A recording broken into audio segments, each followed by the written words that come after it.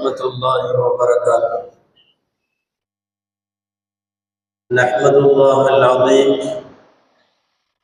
نصلي ونسلم على الرسول الكريم.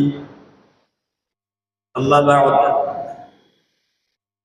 فقد قال الله سبحانه وتعالى في كلامه القديم والفرقان الحميد: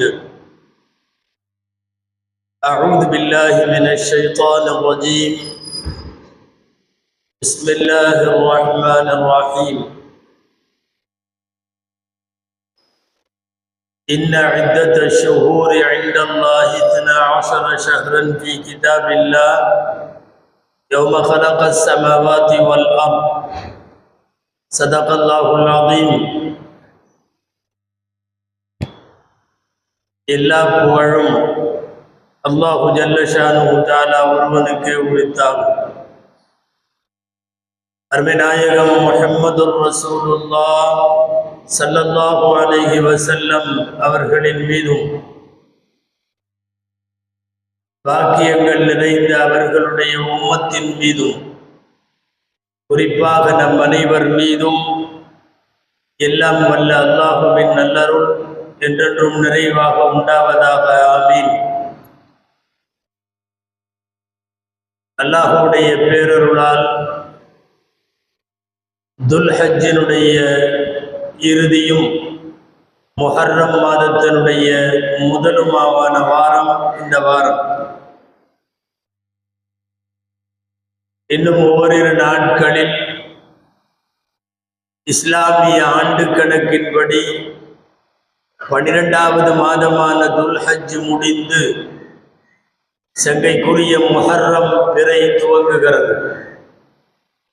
ஹிஜ்ரி 1446வது ஆண்டிலே நாம் அடியெடுத்து வைக்கிறோம்.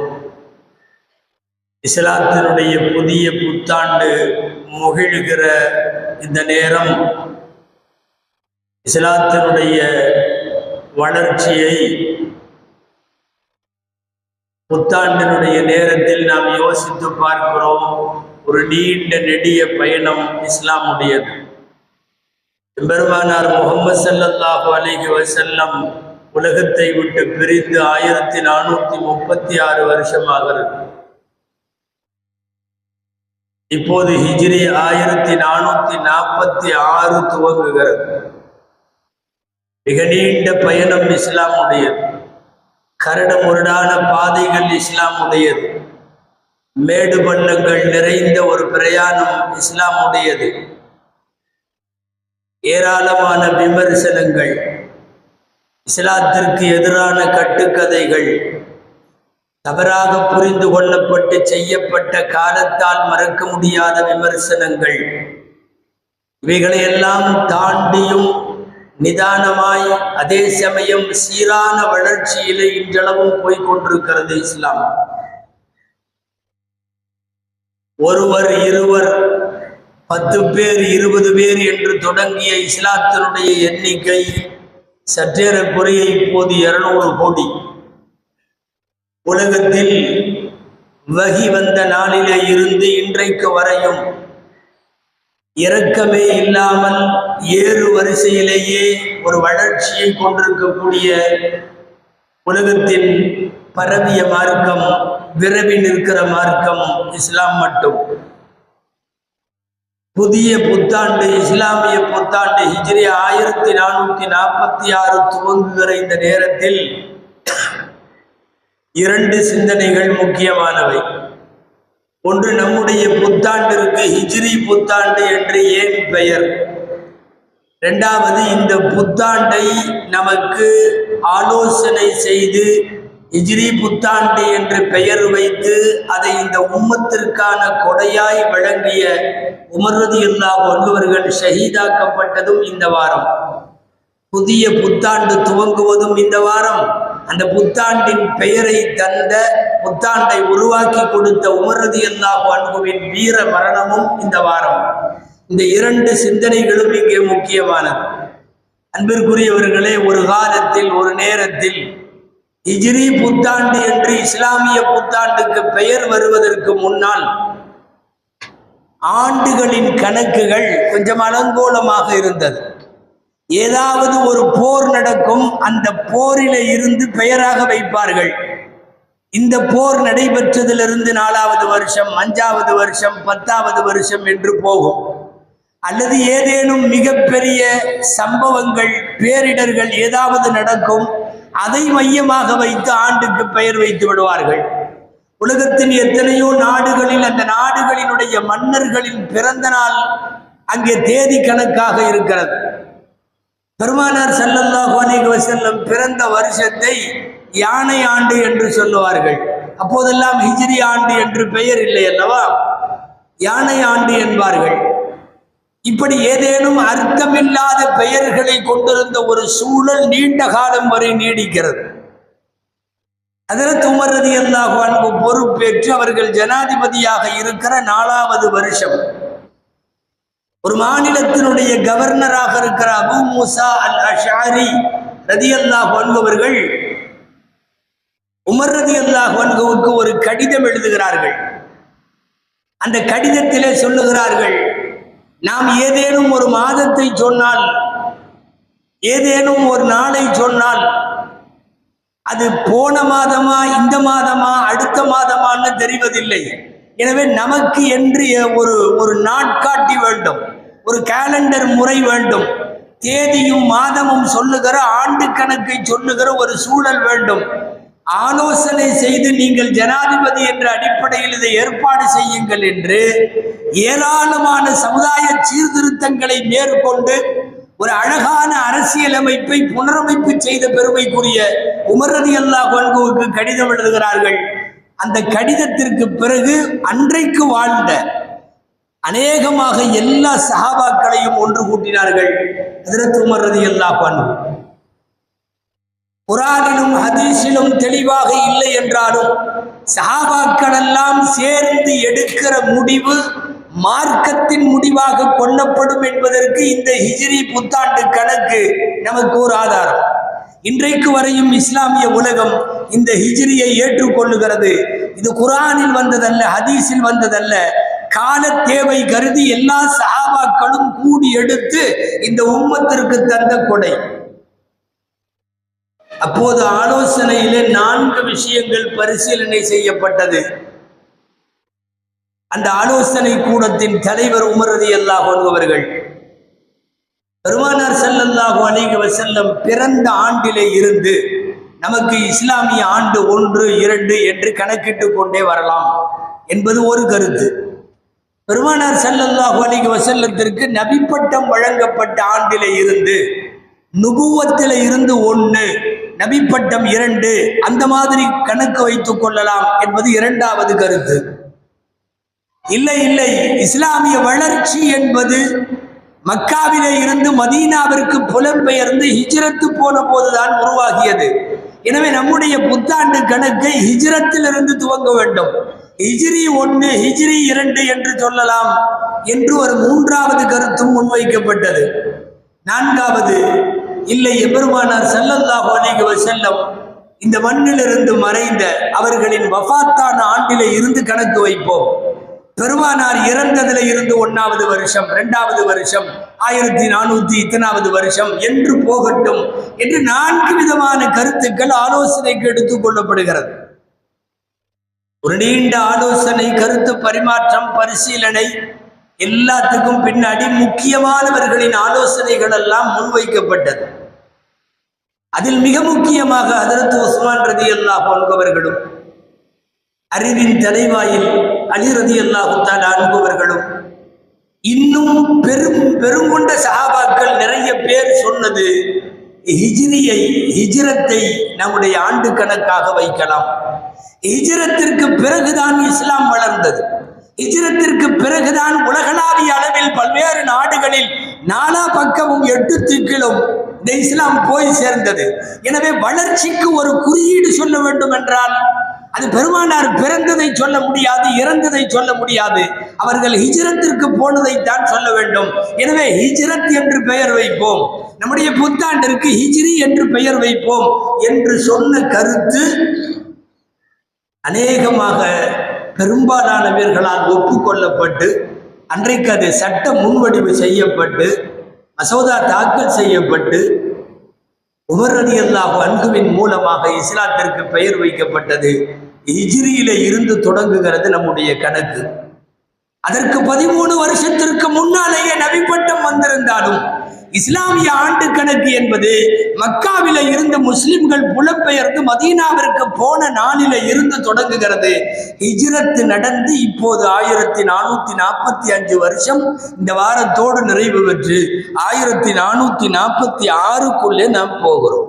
ஹிஜ்ரி புத்தாண்டு என்று பெயர் வைத்ததற்கு காரணம் ஹிஜ்ரத்தின் மூலம்தான் மதீனா என்கிற ஒரு தனி இஸ்லாமிய சாம்ராஜ்யம் சாத்தியமானது. ஹிஜ்ரத்தின் மூலம்தான் தனி ஒரு பள்ளிவாசல் மதீனாவிலே நிர்மாணிக்க முடிந்தது. சுஃபா என்ற ஒரு மதரசா நிர்மாணிக்க முடிந்தது. அகில உலக அளவில் இஸ்லாமிய அழைப்பு கொடுக்க முடிந்தது. எல்லா அரசர்களுக்கும் இஸ்லாத்திற்கு வருமாறு பெருமானார் ஸல்லல்லாஹு அலைஹி வஸல்லம் அவர்கள் கடிதம் எழுதி இஸ்லாத்திற்கு அழைக்கும் சூழல் ஹிஜ்ரத்திற்கு பிறகு உருவானது. ஹிஜ்ரத்திற்கு பிறகுதான் போர்கள் நடந்தது, வெற்றிகள் கிடந்தது, இஸ்லாத்தினுடைய பரப்பளவு உலகத்தில் விரிவாக்கப்பட்டது. இது எல்லாமே வளர்ச்சியின் குறியீடுகள். இந்த அத்தனை வளர்ச்சிக்கும் சேர்ந்து ஒற்றை வார்த்தையில் பெயர் சொன்னால் ஹிஜ்ரா என்றதற்கு பெயர். அதனால் தான் இஸ்லாமிய ஆண்டு ஹிஜ்ரி ஆண்டு என்று சொல்லுகிறோம். எத்தனையோ உலகத்தில் யானை ஆண்டு, பூனை ஆண்டு என்றெல்லாம் பெயர் வைக்கிற ஒரு சூழலுக்கு இடையில் மிக அற்புதமாக அர்த்த கன பரிணாமம் நிறைந்த கருத்து செறிவுள்ள ஹிஜ்ரி என்கிற பெயர் இஸ்லாமியர்களின் புத்தாண்டுக்கு பெயர். ஊர் விட்டு ஊர் போகலாம் என்று முடிவெடுத்த போது பெட்டி படுக்கையோடு குடும்பத்தோடு குழந்தைகளோடு முதலாக அந்த ஊரை விட்டு வெளியே போன சஹாபிக்கு பெயர் அபூ சலமா ரலியல்லாஹு அன்ஹு. ஒரு சில அறிவிப்புகளில் வருகிறது, ஹிஜ்ரத்தில் முதலாய் அல்லாஹ்வின் உத்தரவை ஏற்று நாடு துறந்து போன காரணத்தால் நாளை மறுமையில் வலது கையில் பட்டோலை வழங்கப்படக்கூடிய முதல் சஹாபி அபூ சலமா ரலியல்லாஹு அன்ஹு. கடைசியாக ஹிஜ்ரத்துக்கு வந்தவர்கள் பெருமானார் ஸல்லல்லாஹு அலைஹி வஸல்லமுடைய சிறிய தந்தை அப்பாஸ் ரலியல்லாஹு அன்ஹு. அபூ சலமா ரலியல்லாஹு அன்ஹுவுக்கும் அப்பாஸ் ரலியல்லாஹு அன்ஹுவுக்கும் இடையில் ஏராளமான குடும்பம், பெரியவர்கள், பெண்கள், குழந்தைகள் எல்லாம் ஒரு ஊரை விட்டு ஊர், ஒரு இடத்தை விட்டு இடம் ஹிஜ்ரத் செய்து போன இந்த நிகழ்வு மதீனாவை நோக்கிய ஹிஜ்ரத் என்று நாம் வரலாறு சொல்லுகிறோம். அன்பிற்குரியவர்களே, கிளைமேட் நல்லா இல்லாம இன்னும் ஊருக்கு போறது உண்டு, தொழிலுக்காக இன்னொரு ஊருக்கு போறது உண்டு, மருத்துவம், கல்வி உள்ளிட்டவைகளுக்காக ஒரு ஊருக்கு போவது உண்டு. ஒண்ணுமே இல்லை, கலந்தது காபா. அதை விட்டு விட்டு போகவர்களுக்கு மனமில்லை. வாழ்ந்த இடம், பிறந்த இடம், வசித்த இடம் எல்லாம் மக்கா. ஆனால் ஈமானை பாதுகாக்க வேண்டுமானால் வேற வழி இல்லை, இந்த ஊரை விட்டு மதீனாவிற்கு போக வேண்டும் என்றொரு சூழலும் இறை உத்தரவும் நபிகளாரின் அசைவும் கண்ணசைவும் இசைவு தெரிவித்த போது கிளம்பி போனார்கள் அல்லவா. அந்த மதீனாவை நோக்கிய ஹிஜ்ரத் ஈமானிய ஹிஜ்ரத், மிக அற்புதமான திட்டமிட்ட ஹிஜ்ரத் பயணம். திடீர்னு போலாமான்னு கிளம்பி போகல. எவ்வளவு பிரம்மாண்டமான ஏற்பாடுகள். எல்லாரையும் அனுப்பி வைத்து விட்டு கடைசியாய் தலைவர் போகிறார்கள். நான் முன்னால போய் சொகுசா அங்க உட்கார்ந்துருக்கேன், நீங்கெல்லாம் வாங்க அப்படின்னு சொல்லல. எல்லாரும் போனதற்கு பிறகு கிளம்புகிறார்கள். பயணத்திற்கு ஒரு தோழர் அபூபக்கர் ரலியல்லாஹு அன்ஹு, வழிகாட்ட ஒரு வழிகாட்டி. மாற்றுப்பாதையிலே அச்சம் நிறைந்த சூழலில் செல்லுவதால் மாற்றுப்பாதையில் குறுக்கு வழிகளில் செல்லக்கூடிய வழிகாட்டக்கூடிய அப்துல்லாஹ் இப்னு உரைக்கத் என்கிற வழிகாட்டி போகிற வழியெல்லாம் துரத்தி கொண்டு பின்னாலே கொண்டு வந்து உணவு கொடுக்க ஒரு ஆள், செய்திகள் கொண்டு வந்து கொடுக்க ஒரு ஆள், எதிரிகளை பற்றி கண்காணிப்பதற்கு ஒரு ஆள், பால் கறந்து கொடுப்பதற்கு ஒரு இடையன், முழுக்க ஒரு திட்டமிடப்பட்ட பயணம். 14 நாட்கள் ஆகிறது. நாம் இன்றைக்கெல்லாம் காலையிலே கிளம்பி மதியமோ அல்லது இஷாவிற்கு கிளம்பி ஃபஜ்ருக்கு முன்போ மதீனாவை அடைகிற இந்த சொகுசு காலத்தில் நினைத்து பார்க்கிறோம். 14 நாட்கள் முழுக்க மலைகளில், கட்டான் தரைகளில், கரடு முரடான பாதைகளில் கடந்து பெருமானார் ஸல்லல்லாஹு அலைஹி வஸல்லம் போன இடம், போன அந்த நிகழ்விற்கு பெயர் ஹிஜ்ரத். ஹிஜ்ரத் ரசூலுல்லாஹ் மட்டுமல்ல, முன்னாலே வாழ்ந்த பெருமக்கள் நிறைய பேர் இப்படி நாடு துறந்து நல்ல வழிகாட்டி இருக்கிறார்கள். குர்ஆன் சொல்லுகிறது இப்ராஹிம் அலைஹிஸ்ஸலாமின் ஹிஜ்ரத். இப்ராஹிம் அலைஹிஸ்ஸலாம் ஒரு வகையில் அவர்கள் பிறந்த மண் ஈராக், அங்கிருந்து பலஸ்தீன், பலஸ்தீனில இருந்து மக்கா, 3 பெரும் பிரதேசங்களின் வழியாக உலகத்தை வலம் வந்த நபி இப்ராஹிம் அலைஹிஸ்ஸலாம். மிஸ்ர் தேசத்திலே இருந்து மத்தியனுக்கு ஹிஜ்ரத்து போன மூசாவின் வரலாறு குர்ஆனிலே இருக்கிறது. அடக்குமுறையால் ஈமானை பாதுகாப்பதற்கு குகைக்குள்ளே போய் ஒளிந்த 7 பேருடைய ஹிஜ்ரத்து குர்ஆனிலே இருக்கிறது. வழி நெடுக குர்ஆன் ஹிஜ்ரத் வரலாறு சொல்லுகிறது. கடைசியான ஹிஜ்ரத் எம்பெருமானார் ஸல்லல்லாஹு அலைஹி வஸல்லம் அவர்களினுடைய காலத்தில் சஹாபாக்கள் மேற்கொண்ட ஹிஜ்ரத் என்கிற புனித பயணம். எதனால் நம்முடைய புத்தாண்டிற்கு, இஸ்லாமிய ஆண்டிற்கு ஹிஜ்ரி என்று பெயர்? ஆண்டுதோறும் ஹிஜ்ரியையும் அது தாங்கி நிற்கிற அர்த்த புஷ்டியையும் இங்க விளக்கி சொல்ல வேண்டியது இருக்கிறது. காரணம், நாம் சார்ந்திருக்கிற மார்க்கத்தின் ஹிஜ்ரி என்கிற பெயர் எந்த குறியீட்டுக்காக வைக்கப்பட்டது? புலம்பெயர்ந்து போனவர்களுக்கு முஹாஜிர்கள் என்று பெயர், வாருங்கள் என்று அரவணைத்தவர்களுக்கு அன்சாரிகள் என்று பெயர். எல்லாம் இழந்து விட்டு நாங்கள் வெறுங்கையோடு போகிறோம் என்று போனவர்கள் இழத்தல், இறைவனுக்காக இழக்குதல் சுகம் என்று நிரூபித்தவர்களுக்கு பெயர் முஹாஜிர்கள். இறைவனுக்காக கொடுக்குதல் சுகம் என்று அள்ளி கொடுத்த அன்சாரிகள், அவர்களுக்கு அன்சாரிகள் என்று பெயர். இந்த போனவர்கள் எல்லாம் ஃபகீர்கள் அல்ல. ஆனா குர்ஆன் சொல்லுகிறது ஃபுகரா இல் முஹாஜிரின் அல்லதீன உக்ரிஜூ மின் தியாரிஹிம். வீட்டிலே இருந்து, நாட்டிலே இருந்து வெளியேற்றப்பட்ட ஃபகீர்கள் என்கிறது. ஃபகீர்னா ஏழை. ஏழைகளா? இல்லை, நிறைய காசு பணம் உண்டு, நிறைய தொழில் உண்டு, பண பரிவர்த்தனைகள் உண்டு, கொடுக்கல் வாங்கல் உண்டு. அல்லாஹ்விற்காக அத்தனையும் விட்டு வெளியேறுகிற போது நேற்றைக்கு வரையும் செல்வந்தர், இன்றைக்கு அவர் ஃபகீர்.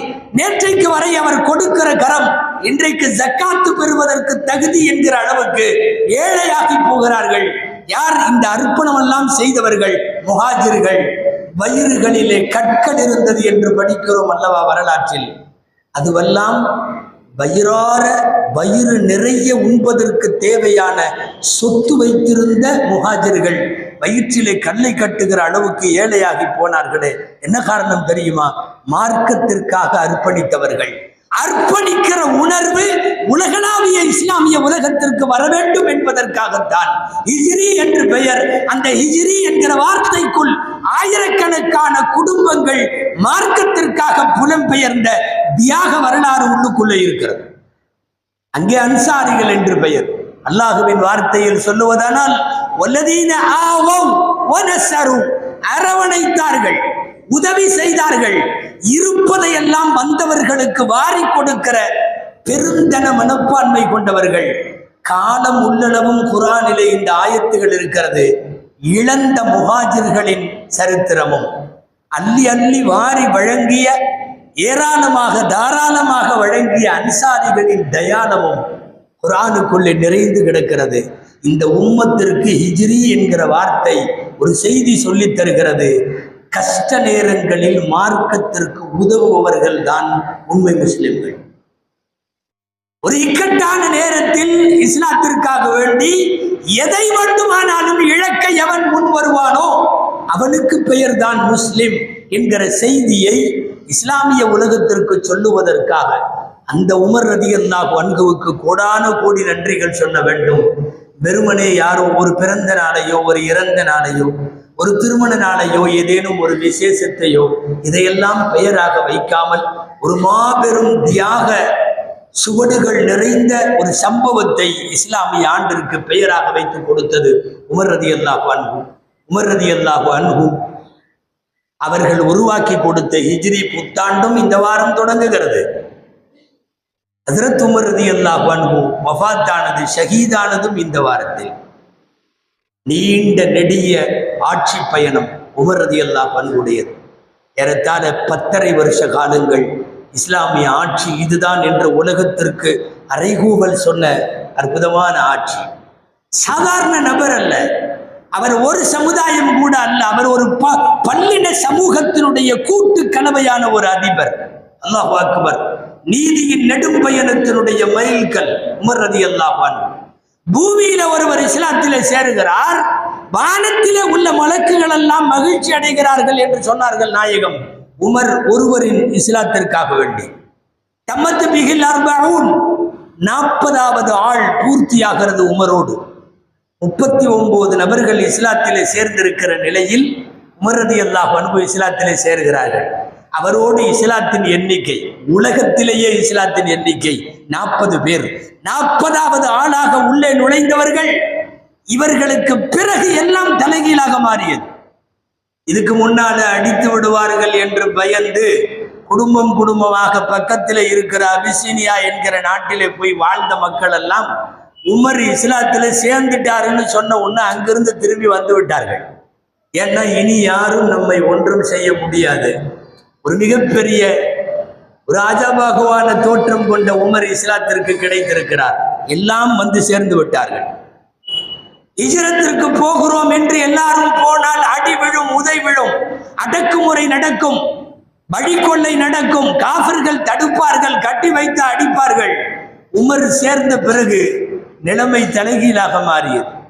அவர்கள் மட்டும்தான் காபாவிலே போய் நின்று ஹிஜ்ரத்துக்கு போறேன் என்று சொல்லிவிட்டு ஹிஜ்ரத்துக்கு போனார்கள். நான் கத்தாபுடைய மகன் உமர் பேசுகிறேன், காபாவிலே சத்தம் போடுகிறார்கள், ஊருக்கே கேட்கிறது. கத்தாபுடைய மகன் உமர் பேசுகிறேன். எந்த தாயெல்லாம் தாம் புள்ள மௌத்தா போகணும்னு நினைக்கிறையோ என்னோட ஹிஜ்ரத்தை தடுத்து பார் என்று சொல்லிவிட்டு ஹிஜ்ரத்திற்கு போனார்கள். ஒரு துணிந்த இஸ்லாமிய ஹிஜ்ரத்து பயணம் உமர் ரலியல்லாஹு அன்ஹுடைய பயணம். ரொம்ப நன்றாக நாம் உன்னிப்பாக ஹதீஸ்களை கவனித்தால் உமர் ஏற்படுத்தி கொடுத்த எக்கச்சக்கமான இஸ்லாமிய சீர்திருத்தம் 10 வருஷத்தில் இன்றைக்கு இஸ்லாமிய உலகம் கை கொண்டிருக்கிற ஏராளமான செய்திகள் உமரால் உருவாக்கி தரப்பட்டவை. லவ்கான நபியன் பஅதி லகான உமர். எனக்கு பின்னால நபி இல்லை, நாயகம் ஸல்லல்லாஹு அலைஹி வஸல்லம் சொன்னார். அப்படி இருப்பதாக இருந்தால் உமர் நபி ஆயிருக்க வேண்டும். நபி இல்லை, எனவே முடிக்கப்பட்டது முஹம்மதுவோடு. இருப்பதாக இருந்தால் அது உமராக இருக்கும். சஹீஹுல் புகாரியிலே பாபு ஃபதுலுல் இல்ம் என்ற ஒரு பாடம், கல்வியின் சிறப்பு. இந்த பாடத்தில் ஒரு ஹதீஸ் பதிவாகிறது. ஹதீஸ் என்ன தெரியுமா? அதிகாலை ஃபஜ்ர் தொழுகைக்கு பிறகு நாயகம் ஸல்லல்லாஹு அலைஹி வஸல்லம் சொல்லுகிறார்கள், நான் கனவு ஒன்று கண்டேன். சஹாபாக்களிடம், என்ன கனவு? நான் பால் குடித்து விடுகிறேன், ஒரு குவளையில் பாலை குடித்து விட்டு மீத பாலை பக்கத்தில் இருந்த உமருக்கு நான் கொடுக்கிறேன். சஹாபாக்கள் கேட்டார்கள், கனுபவா அவ்வல் தகு யா ரசூலல்லாஹ், அல்லாஹ்வின் தூதரே இந்த கனவுக்கு என்ன விளக்கம்? நாயகம் சொன்னார்கள், கால அல் இல்ம், கல்வி என்ற அர்த்தம். என்னிடத்தில் இருக்கிற கல்வி ஞானமெல்லாம், நான் உட்கொண்டிருக்கிற இல்மு போக மீதமெல்லாம் ஹஜ்ரத் உமர் ரலியல்லாஹு அன்ஹு இருக்கிறது என்று அதற்கு பொருள். சஹீஹுல் புகாரியில் எழுதுகிறார்கள் இமாம் முஹம்மது பின் இஸ்மாயில் அல் புகாரி ரஹிமஹுல்லாஹ் அவர்கள், பல்லாண்டு காலம், பல நூறாண்டு காலம் ஒரு ஆட்சி நிறைய புனரமைப்பு பணிகளை செய்தால் ஒரு நாட்டை எப்படி கட்டமைக்க முடியுமோ அது எல்லாவற்றையும் கட்டமைத்தவர்கள் உமர் ரலியல்லாஹு அன்ஹு. கேட்டுக்கொண்டே இருப்பார்கள் காலமெல்லாம். யா அல்லாஹ், 2 துவா. நான் உன் பாதையிலே ஷஹீதாக மரணிக்க வேண்டும். சும்மா பாயில படுத்தெல்லாம் ரூஹு போகக்கூடாது. உன் பாதையிலே நான் கொல்லப்பட்டு மரணிக்க வேண்டும். 2வது, உன்னுடைய ரசூலின் ஊராகிய மதீனாவிலே மரணிக்க வேண்டும். 2 துவாவையும் அல்லாஹ் கபூல் செய்தான். இந்த துவாவை அல்லாஹ் கபூல் செய்ததும் இந்த வாரம். அதனால இந்த வாரம் ஹிஜ்ரத்தையும் ஹிஜ்ரத்தை இந்த உம்மத்திற்கு வழங்கிய உமரையும் சேர்த்து நாம் நினைத்து பார்க்கிறோம். ஒரு ஃபஜ்ர் தொழுகை ஜனாதிபதிகள் தான் தொழ வைப்பார்கள் என்கிற நியதியில் இமாமாக தக்பீர் கட்டி தொழ வைக்கிறார்கள் உமர் ரலியல்லாஹு அன்ஹு. நீண்ட நாளாக கொலை செய்யும் திட்டம் வைத்திருந்த அபூ லுலு என்பவன் வாள் செய்து இந்த வாளை கூர்மைப்படுத்தி அதை நன்கு பக்குவப்படுத்தி அதற்கு பிறகு 40 நாட்களுக்கு மேல் அந்த வாளை விஷத்திலே ஊற வைத்து, ஏனால் விஷம் தோய்ந்த வாளிலே வெட்டுகிற போதுதான் உடனடியாய் உயிர் பிரியும். அதனால் விஷத்திலே ஊற வைத்து அந்த வாளை எடுத்து உரையிலே வைத்து கொண்டு நல்லவனை போல் முந்தன சப்பிலே வந்து இமாமுக்கு பின்னாலே தக்பீர் கட்டி தொழுகிறார். வெட்டலாமா வெட்டலாமா? காரணம் சஹாபாக்கள் நிறைந்திருக்கிற மஸ்ஜிது நபவி, அது தொட வைப்பது உமர் ரலியல்லாஹு அன்ஹு. இரண்டாவது ரக்காத்திலே வெட்டினால் தான் அவ்வளவு சீக்கிரமாக யாரும் தொழுகையை விடமாட்டார்கள். இப்போதுதான் துவங்கி இருக்கிறது தொழுகை, வெட்ட வேண்டாம். அவனே தனக்கு சமாதானப்படுத்தி கொண்டான். இரண்டாவது ரக்காத்து வந்தது. தக்பீரிலே நிற்கிற போது வேகமாக வாளை உரியவன் 6 இடங்களில் வெட்டுகிறார். 6வது அடிவயிற்றிலே சொருவி அரை வட்டத்தில், அந்த வயிறு முழுக்க, இந்த இடுப்பில இருந்து இந்த இடுப்பு வரைக்கும் ஒரு வயிற்றை அரை வட்டத்திலே இழுத்த போது புலபுலவென்று உறுப்புகள் கீழே விழ இரத்த வெள்ளத்திலே அப்படியே சரிகிறார்கள். தப்பிக்க முனைகிறான் சஃபில இருந்து. எல்லா சஹாபாக்களும் அப்படியே தொழுகையை விட்டு தடுத்த போது ஏறத்தாழ நிறைய பேரை வெட்டினான். 13 பேருக்கு வெட்டு காயப்பட்டது. உமர் ரலியல்லாஹு அன்ஹு இன்னும் உயிர் போகவில்லை. ஆனால் அதற்கு முன்னால் இந்த 13 பேரில் 6 சஹாபாக்கள் 13 பேருக்கு வெட்டு காயப்பட்டது. உமர் ரலியல்லாஹு அன்ஹு இன்னும் உயிர் போகவில்லை. ஆனால் அதற்கு முன்னால் இந்த 13 பேரில் 6 சஹாபாக்கள் ஷஹீதாகி விட்டார்கள். எஞ்சியவர்கள் எல்லாம் காயத்தோடு படுத்திருக்கிறார்கள். ஒரு சில வினாடிகள் தான் அவன் தப்பித்து விடுவான். ஹஜ்ரத் அப்துர் ரஹ்மான் இப்னு அவுஃப் ரலியல்லாஹு அன்ஹு, இஸ்லாமிய உலகின் வணிக வல்லல், கொடை வல்லல், ஒரு பெரிய துண்டை எடுத்தவன் தலையிலே போர்த்து விட்டார். தலையில துண்டை போர்த்தியவுடன் நிலை தடுமாறி கீழே விழுந்தவன் ஒரு நொடி கூட தாமதிக்கவில்லை. உமர் ரலியல்லாஹு அன்ஹுவை எந்த வாளிலே வெட்டினானோ அதே வாளில் தன்னைத்தானே வெட்டி கொண்டான். அதே வாளில் உமர் ரலியல்லாஹு அன்ஹுவுக்காக தயார் செய்யப்பட்ட வாள் சிக்கிக் கொண்டதற்கு பிறகு, அப்துர் ரஹ்மான் இப்னு அவுஃபினுடைய பிடிக்குள்ளே அவன் வந்ததற்கு பிறகு தன்னைத்தானே கொலை செய்து கொண்டவன் விழுந்தான். அதற்கு பிறகு ஒரு இரவு ஒரு பகல் வரைக்கும் குற்றுயிராக உமர் ரலியல்லாஹு அன்ஹுவுக்கு ரூஹ் இருந்தது. உமர் ரலியல்லாஹு அன்ஹு மகனை கூப்பிட்டு, அப்துல்லாஹ் இப்னு உமர் ரலியல்லாஹு அன்ஹுவை கூப்பிட்டு 2 செய்தி சொன்னார்கள். மகனிடம் ஒப்படைக்கிற தந்தையின் கடைசி நேர மரண வாக்கு மூலம் 86,000 திர்ஹம் கடன் வாங்கியிருக்கிறேன். என்னுடைய கடனை, என் நிலத்தையோ வீட்டையோ விற்று அந்த கடனை அடைத்து விட வேண்டும்.